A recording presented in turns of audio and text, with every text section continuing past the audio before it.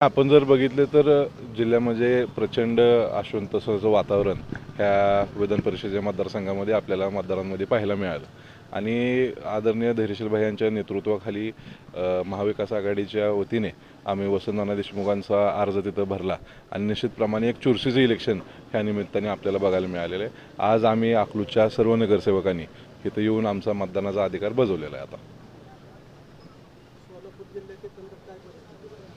आपण जर परिस्थिती पाहिली तर सगळ्यांनाच ह्या निवडणुकीकडं अतिशय वेग लावून सगळेजण पाहत आहेत, पण खऱ्या अर्थाने ही निवडणूक लागलीच नसती। अनेकांचा प्रयत्न ह्यामध्ये असा होता की ही निवडणूक बिनविरोध व्हावी, पण खऱ्या अर्थाने आदरणीय धैर्यशील भाई यांच्या प्रयत्नामुळे आणि आदरणीय वसंतनानांची उमेदवारी दिल्यामुळे ह्या जिल्ह्यातल्या सर्वसामान्य जो काही मतदार ह्या विधान परिषदेचा आहे ह्यांना खऱ्या अर्थाने त्यांचा मतदानाचा अधिकार बजावण्याचा जे बहुमूल्य योगदान आहे ते आदरणीय भैयांनी ही निवडणूक लावली, पक्षांनी ही निवडणूक लावली।